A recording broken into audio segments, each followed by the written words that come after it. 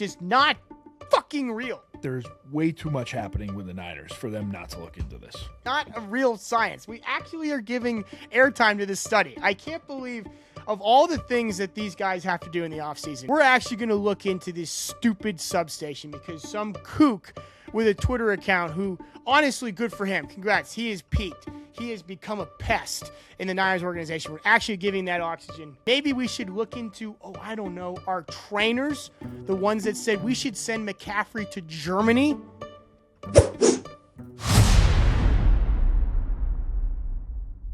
Wait, what? 2 shows in 1 week?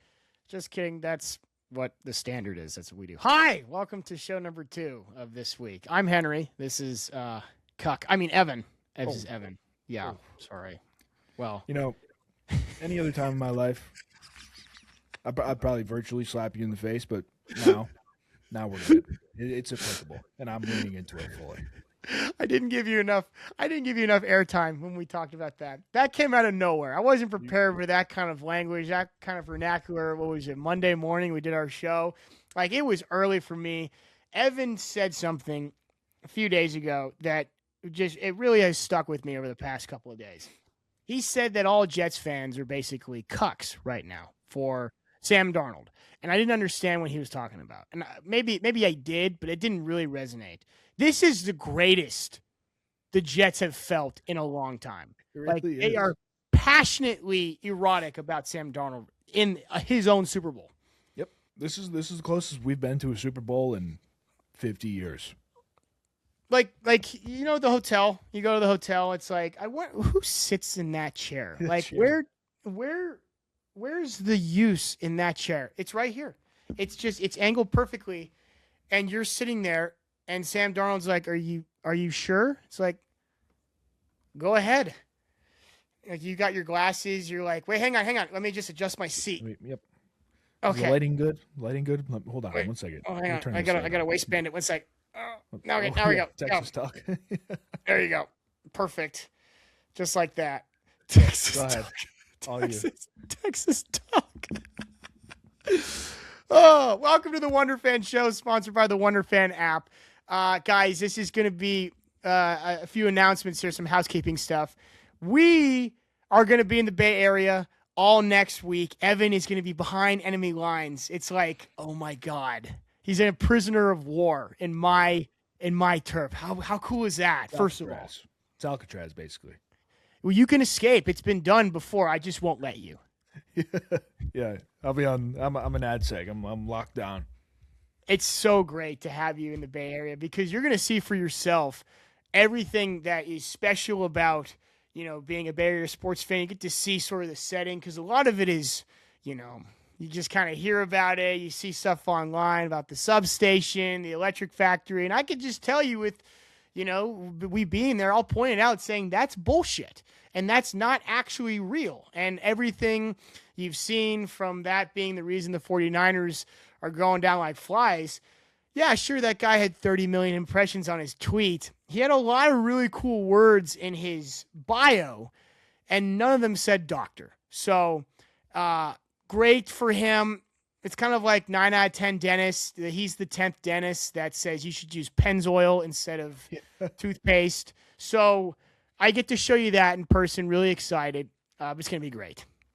Oh, we're going to have a blast. I just hope something on my body doesn't blast, like my ACL or my meniscus or Achilles. This was a great show. And then he went there. I mean, it's just there's so much science. We have so many things we could do when we're there. I can't wait to do like a 60 minutes style Wonder Fan documentary. How it's just not fucking real. It's not a real science. We actually are giving airtime to this study. I can't believe of all the things that these guys have to do in the offseason, like new coaches, new players, draft. No, we're actually going to look into this stupid substation because some kook with a Twitter account who, honestly, good for him. Congrats. He has peaked. He has become a pest in the Niners organization. We're actually giving that oxygen. Cool. After we waste a half hour studying it, and all the studiers and scientists will say, hey, it's nothing. We're back to the same problem with maybe we should look into, I don't know, our trainers, the ones that said we should send McCaffrey to Germany. I think that was a individual decision by CMC there. Just Listen, if you go ahead. There's way too much. There's way too much happening with the Niners for them not to look into this. Okay, but if this was any other team, like let's say Breece Hall, God forbid, your beloved Jets running back, he just can't shake this one injury. If you caught wind that he was told to go to Germany to get fixed, wouldn't you be a little, hey, doc, New York Jets team doctor, what the hell? Isn't that your job in America? Why are you letting the Germans decide this?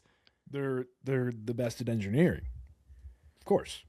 So they're Okay. going to engineer his Achilles or his calf. Was it that back into health? I guess. By the way, it might have worked. All things considered, Clearly. it might have worked. I digress. We have one final major announcement. Super excited about this one. Drop your socks, grab your Crocs, pal. It's going to get wet. We are doing our first ever live show, the Wonder Fan Show's live debut at none other than one of my favorite venues on planet Earth, Bus Stop in San Francisco next week. How cool is that? So cool. 6 to 7. 6 to 7. Oh. Bus stop. It was a great moment. There's Evan. He's our resident numbers guy. If you don't know Evan, he's real excited about this, and he's actually just thrilled that we're not at a literal bus stop. Yep. That was news to him. I thought I thought we were going to be at an actual bus stop, just posting up, just podcasting around SF. By the way, he was like, I mean, yeah, I guess if that's the plan, Henry. Like, he didn't say no. He was just like, I'm not crazy about this idea. I'm down for anything, man. It's outside of the box, and that's how you got to stand out these days. So if we do a podcast at a bus stop and maybe get shivs while we're there, it happens for content. Well, here we are. We're at an actual venue, the Bus Stop, iconic space, and folks, it's going to be a great show.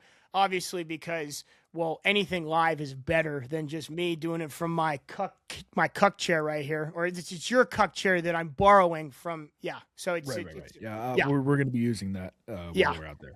Right. We have a slew of guests for you, surprise guests that are coming in. We have a whole hour. Each guest will get their own 15 minutes. Not saying who the guests are, but they are very important members of Bay Area sports and entertainment lore. It's going to be a great show. I can't tell you who's coming. I'll give you a hint. If you've seen any of my stuff, you might recognize some of these faces. It's Joe Montana.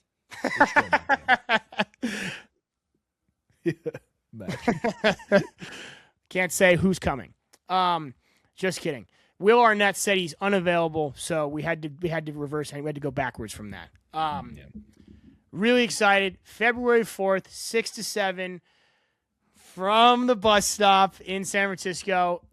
It's totally free, and I can't say this. Well, I can say this now, but I can't advertise this. If you're finding out via the YouTube, we will get an open bar. Wonder Fan will get a tab. So while you're there, you can enjoy a beer on Wonder Fan just for watching really good takes. Or if they're so bad, it's awful. It's easy to get through.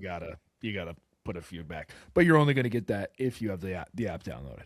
So right. You need the Wonder Fan app. Yeah, it's a prereq, but it's like the easiest prereq ever. I usually struggle with like algebra. This is you're getting an app to get you rewards just for watching games. So next Wednesday, February 4th, the Wonder Fan Show is live at the Bus Stop, and we're fired up. Super fired up about it.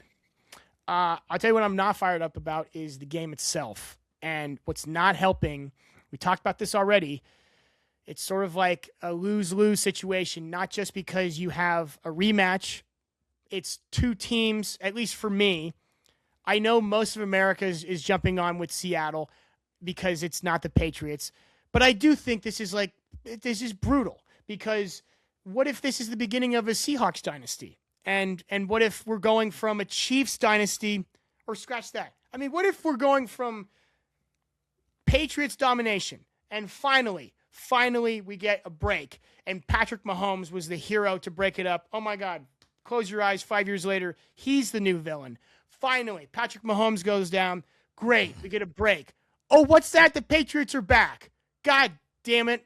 Okay. Well, maybe it's a fluke because they had a really easy schedule. I'm fearful that maybe this is the Seahawk dynasty. Right. And this got me thinking just now. You and I are on completely opposite ends of a spectrum here. Yeah. Which spectrum? Because there's a few at play that I could be on every. The one you're thinking about, but also the football one too. Okay. Yeah. So, football one, we have the NFC West, who are in the same division as your Niners. Then we have the Patriots in the AFC East, who are in the same division as my Jets. So if a dynasty is to come out of either of these teams winning, one of us may not be here in like 3 years. Right. Which is sad because it really comes down to both of us are sort of cucking in this game because I don't need to see 5 years of Seahawk football. Just like you don't need to see 5 more years of Drake May football. Exactly. So you're cucking with Darnold. Am I cucking with Drake May? I guess maybe. So it's a battle. It's a cuck fight, which is crazy that it's come to this. I think it's a more interesting position for you to be in because we've already experienced the Patriots dynasty for so long. So yeah. I don't think you necessarily want either. No. I think if you were to have one, if you were to pick one, you probably would go with the Patriots. It's worse than I hope both teams lose. It's like I've been beaten by both teams. I know what it feels like. So I'm choosing, I guess, the less frustrating outcome. Yeah, tie. But either way, like we talked about this. If the Seahawks win, this is year one of the Darnold dynasty, which just like any dynasty, yeah, you love it now. It's probably going to sting in 3 or 4 years. You're going to find a reason to hate him. It's the same thing with Drake May and his beloved, sweet, angelic wife, Bake May. We love her right now. The Drake May lover and Drake May. That's all really fun. That people will turn on him and his poor wife, his awesome, super nice wife. They've been together forever. People will hate her just because that's how dynasties work. And sports fans are miserable. And as Harvey Dent said, you either die a hero or you live long enough to see yourself become the villain. That's how it works. I hate it, but I also can admire it too because it's consistent. It's part of the game.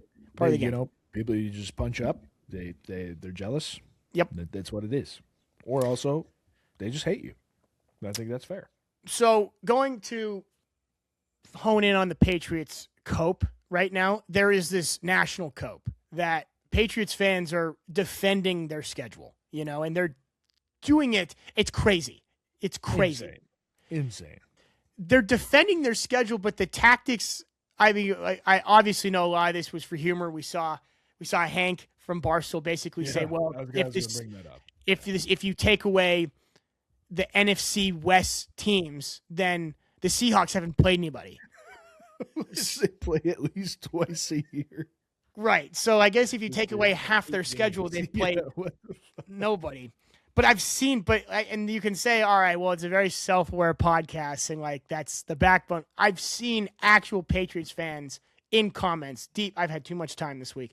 I've seen people say, well, you know, the Seahawks really benefited from their schedule because all the good teams they played, they weren't hot yet.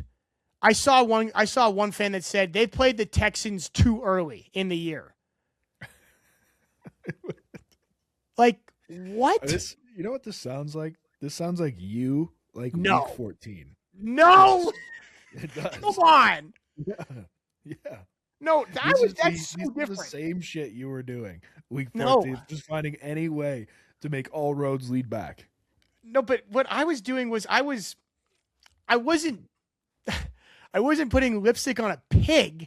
I was saying, hey, like, don't forget about us because we can make a run. And we kind of did until we got killed. But I was looking, I saw our team's potential, and I know you didn't think we were going to beat Philly. I know for a fact you thought we were going to get killed. I did not think you were going to be, and I'm so beyond glad you did. If there was Right. one game I wanted you guys to win, it was that one. Right. Yes. What Patriots fans are doing right now is this revisionist history. They're looking at an objectively easy schedule. And the Niners have the, I don't want to make this about me.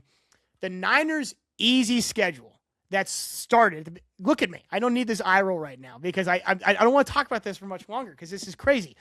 The Niners' schedule that everyone called really easy, all those teams that we looked at as cupcake teams, the Jaguars, the Colts, well, for a while, those were Super Bowl favorites. It's different because the Patriots are looking at the games that were already played, that were already deemed, no, these teams ended up sucking. Like every single team they played, almost every coach is now fired because of how bad those teams were. That's what I was looking up. Like they played the Panthers, they're good. Saints, good. And Bengals, Zach Taylor should be fired. Should be fired. That he's not fired. But then if you look at okay, the Bucks and the Jets had their offensive coordinators and defensive coordinators fired. But 3 games where the head coach is not fired, an important coach is not fired. Everybody else is terminated. That's how bad those teams were. And their schedule was filled with them. And one of their losses was to arguably one of the worst football teams ever in America.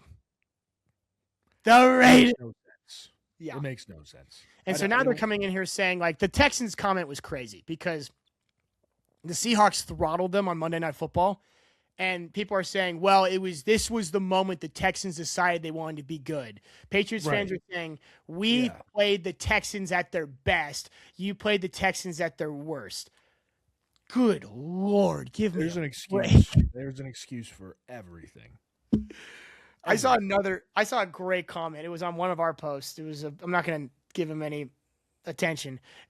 Somebody commented and said, people hate Boston sports fans because they hate how good our teams are. They have nothing to do with the people. They don't actually hate us. And somebody replied in that comment was like, no, you dipshit. We hate you guys because of bullshit comments like these. I'm in such a weird position too. Me specifically. I'm equidistant from New York City and Boston, where I live. Yeah. So half of the teams I like for 2 of the big 4, I like Boston. And then half of the other teams, I like New York. And I just figure, when I was 3 years old, 4 years old. Oh, my God. Yeah. Why did I not go with the Pats? I would be that insufferable person right now. There were so many choices you could have made. I feel like the Interstellar meme of don't let him leave, Murph. That's you. You found every Venn diagram of shit. You were in the existent middle where it all happens. Yeah. That's actually it's so you're actually going to find when we go to the Bay Area, that's an existing problem for a lot of people from my area because at a young age, you don't have to be from San Francisco to like all the San Francisco teams. You could have just been raised differently. All of my neighbors were all A's, Raiders, Warriors fans. The one thing we could agree on was the Warriors. Imagine if you were raised an Oakland sports fan. 2 of your teams are just gone. Yep. They have left you. They've just not just horrible, moved away. Gone You forever. can't even see, gone forever. Oakland A's games, they had Dollar Wednesdays when I was growing up. And I wasn't an A's fan, but going to those games with my A's fan buddies, they were electric. Oh my God, so fun. Gone. Bye. Poof. Yep. Mm-hmm. It's a struggle. You picked pretty good though, I would say. It was my father and my grandpa and everybody on my dad's side. It was all SF based stuff. I didn't really have a choice because I didn't come in with winning. They had already won. I still haven't seen shit from the Niners. The Giants. But you got a Warriors dynasty out of it. Well, hold on. We didn't know that yet. When I was growing up, we were 20 years after Montana and Steve Young. And so my dad was like, all right, this is still, I think the championship lease, what did we do? We say it's 35 to 40 years of that's when you need to re-up your lease. Look at that one. Yeah. I think it's 35 to 40 years because that's at least that's the national model everyone's using for the Cowboys. Like the Cowboys have one of the best dynasties ever, but we don't give them any credit for it because it was 30 years ago. Exactly. Yeah. So isn't that, I feel like that's the championship lease. I grew up watching the beginning of Alex Smith and like this horrible coaching rotation for the Niners. Giants had just blown probably their only shot to win a World Series when they choked against the Angels. You had Barry Bonds, and then he retired and now not a Hall of Famer. So I got to see all that venom. And then the Warriors, awful, horrible, like lottery pick every year in Oakland. They were just the West Coast Charlotte Hornets. Then the Giants went 3-5, saw all that, formative years, went to a few games, went to the parades. Then right when the Giants started to, lose the grip a little bit, there was actually one year the Giants 1-14, and then the next year the Warriors dynasty started. And it's like, okay, wait a minute. Then Super Bowl appearances by the Niners throughout. Yes. Blue balling by the Niners. So I'm still like, come on. But yes, it has been nice growing up a San Francisco sports fan, but we didn't pick winners. We were ass when I was when I was raised a Niners fan, we were ass. So this begs the question. Yeah. NHL, are you a Sharks fan? Oh yeah. Or a Kings fan? Well, there is only one future where I'm from. And the future is always teal. See, San Jose Sharks is a NorCal relic because this happens every 4 years where you just hit bad sports for all SF teams where they're so bad. Like, and it feels that way right now. This is so temporary. It just feels like unless the Warriors get Giannis, you feel like the Niners are starting to slow down and the Giants are just in the Dodgers' pocket and they're just the armpit of the NOS. So right now there's this like, all right, let's see how the Sharks are doing. And we have Macklin Celebrini, who is probably going to be one of the greats. It's gross, nasty. It's very easy to just pivot to Sharks hockey. It's stupid that I hate this thought of, only when things are really bad, but I'm not a hockey guy. So I don't have to do anything. This is America. I can do whatever I want. But I'm saying as a sports fan, you could pick and choose with hockey if you weren't raised a hockey guy like me. I love hockey right now. Things are fun, at least. It's exciting. It's fresh. It's something new. We're not like one of the best teams. It's just exciting. So, yeah. Mm-hmm. Hockey's a great sport. It's a great sport. Get into it. Yeah. Yeah. I just can't pronounce half the league's names because it's all these Russian guys. It sounds like it just sounds like you have like a closed fist and you just like hammer the keyboard. Yep. That's and the Russians and the Czechs and the Swedes. And they're all the best players too. Yeah. Those are all the best players. Yeah. Like all of them. I guess this is how people feel about Luka Doncic and Nikola Jokic. Maybe I'm just so familiar with them because they're my guys. But yeah, go Sharks. Future is teal. It's always teal in the Bay Area. Go Sharks.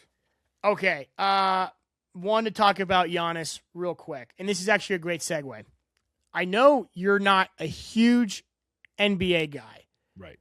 But I think you can appreciate the severity of a player like Giannis, who is the Greek freak, objectively insane basketball player, insane to look at. He's a modern day Shaq, right?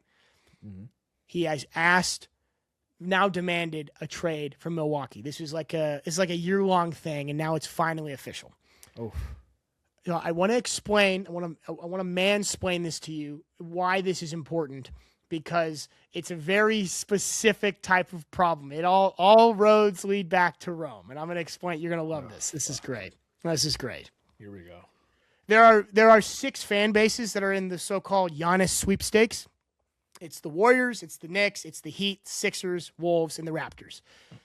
It's San Antonio and OKC, right? They're always in it because they have trade capital. They have picks for days, right? So if either of them got him, though, that would be – imagine Giannis and Wemby on the same team. It's over. It's done. Yeah. How are you going to score? It's done. But I don't think they would do it because you would buy into so you'd win a championship this year. If Giannis went to OKC or San Antonio, you would win this year. But I think OKC and San Antonio would say no to Giannis because both of those teams probably already are going to win this year, and they can only just keep building their core and not gut the team to get Giannis. Because you probably only have Giannis for hate to say it, 3 or 4 years. He's kind of getting old, and he's a big guy. He's not going to last forever. All these guys they have are like 20, and they're killing it, So San Antonio, OKC, they're probably out. It's just those 6 franchises I mentioned. Every single one of those teams, if Giannis arrives, they become contenders because that's why he would join. He would only join a team so he could win this year or next year to win now. And thus it's sort of a chicken and the egg. He's joining them because they can be a contender when he gets here, but the second he gets here, they're also a contender because of all their other players. However, every team on this, list of sweepstakes for Giannis, they all have room to grow. It's not like there's no urgency there. They all have futures, except for one. The Warriors are the only team where if you don't get Giannis or a Giannis type of player, it's over. It's done. So why would he join? Does he have a no-trade clause? No, because the Warriors are the only team in this whole Giannis sweepstakes where you still can win a championship with Giannis. Like, they are still a contender if you get Giannis. I mean, it sounds like that Jimmy's still going to be involved. So if you don't get it this year, next year you have Steph, Giannis, and Jimmy Butler. Like, that is as well-rounded as a big three as it gets, as at least right now. But if you don't get Giannis, what happens is you face a very harsh reality that all the pieces, the empire is going to crumble. It's already crumbling. It's just going to crumble instantaneously. I'm going to tell you something about the Warriors right here. The Warriors were trying to put together the future while Steph Curry was here. You might have remembered a few draft picks. They were building the next big three with James Wiseman, Jordan Poole, and Jonathan Kuminga while Steph was here. Steph Curry outlasted the Warriors' future. That future, the big three they were building while Steph was here, that's gone. That's already done. There is no future for the Warriors. The only thing the Warriors have is Steph Curry. Every other team that's trying to get Giannis, they're also thinking about the future. The Warriors are the only franchise that's saying, fuck the future. Here's every first-round pick we have. Take it. Because what good is it with them anyways? All they do is just a lot of their first round picks have turned to dust. They're nothing. I think you're out of your mind. There's no shot. Unless they give them a crazy package. Like, that's what they're going to give him. Do you know for a fact he has a no trade clause or does not have a no trade clause? No, it's a influential legacy move. So technically the Bucks can send him wherever they want to send him, but he can certainly make it very difficult for them to do that.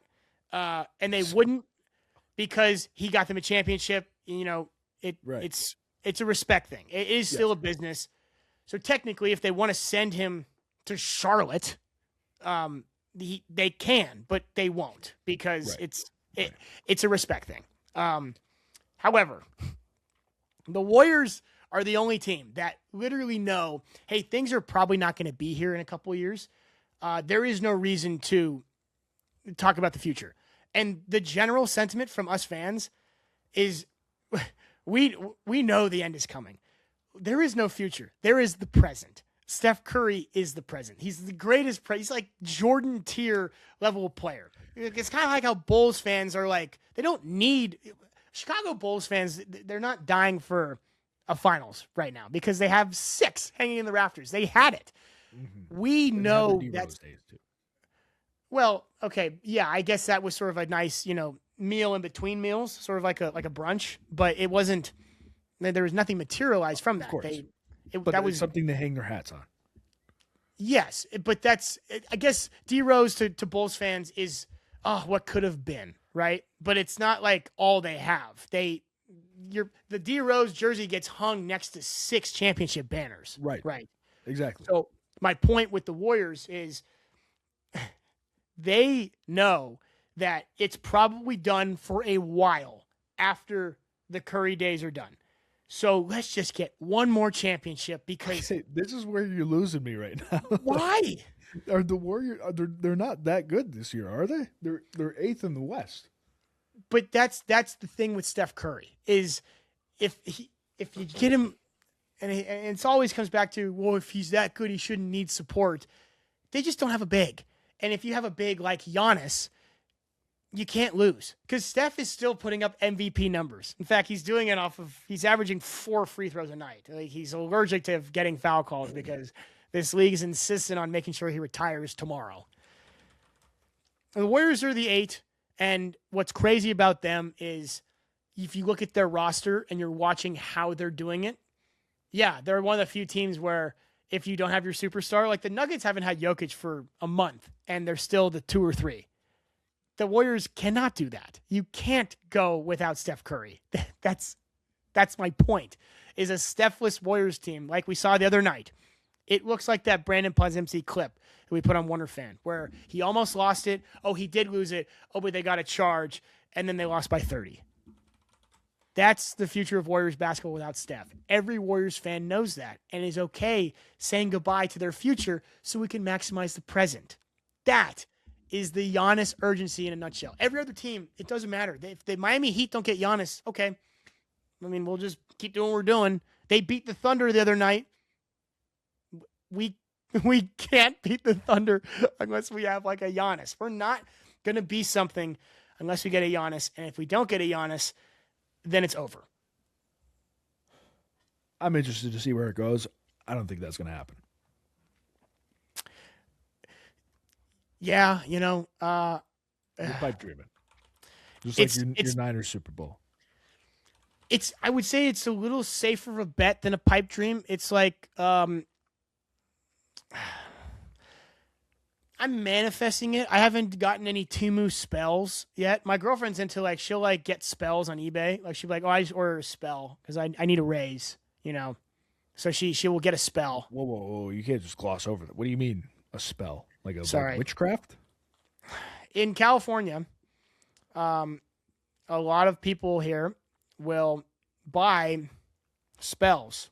They'll like people like witches will, like self-titled witches will sell spells on eBay, and people like my girlfriend will buy them and feel good about it.